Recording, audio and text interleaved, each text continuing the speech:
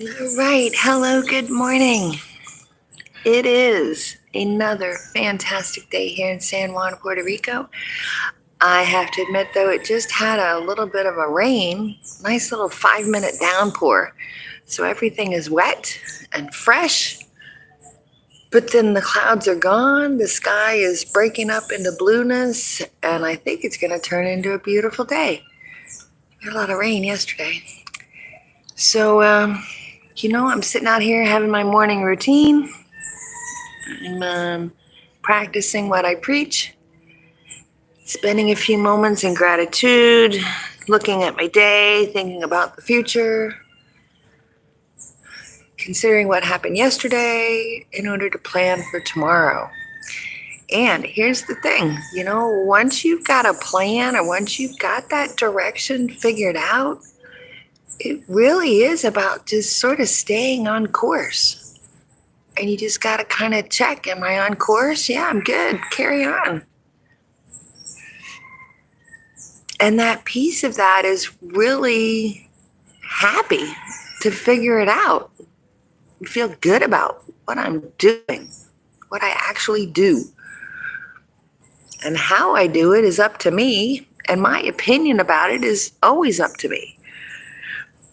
So again, everything circles back to me and my best life, which is why you can have your best life when you take the time to figure it out.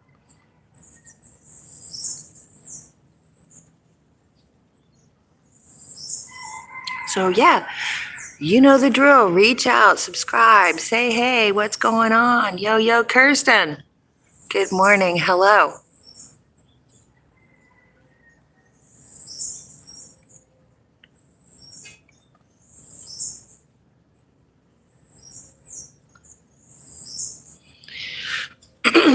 So I was reading a post, a question from a group of teachers, a teacher group that I'm in. And yes, I am a runaway high school teacher, award-winning. And that's a whole nother story about when you can't do it anymore and you reach the tipping point of saying that's enough. And you solve the problem that you've been struggling with and you decide that's it. I'm not going back. That's a pretty good feeling. But it's hard because you're used to doing those same things you're used to doing. So I still look at the teacher groups. I still read their questions. I still feel for them in the classroom because they have to go every day. But one of the questions was about motivation and how do I motivate my students and how does that work? And I'm reminded that there are two types of motivation. There's the intrinsic motivation, those are internal drivers that are making you do something because you're hungry and because you know you need safety and security. And the external motivators are things that you do for outward appearances, for externals. You want social standing. You want to fit in. Those external motivators. So in teacher school, they told us that you have to be aware of that and you have to touch into both of those with your students in order to help motivate your students to what you really need them to do.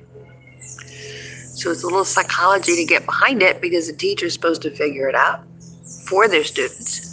But I think that a student, especially, is supposed to figure it out. And that's what I'm talking about, is as the student understanding what are my internal motivators and what are my external motivators. And how do I use those and how is that my energy source?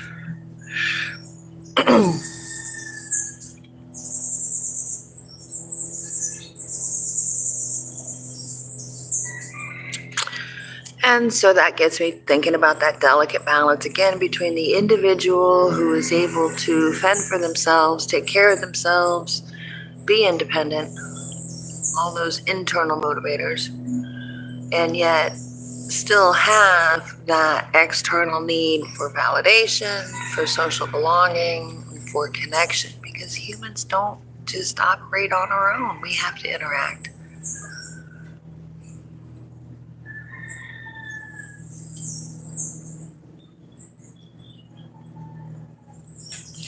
Yeah, big heavy thoughts this morning. Stuff to get thinking about. That's kind of how my brain runs. And hope you like to share big heavy thoughts in the morning. Reach out, subscribe, all those things.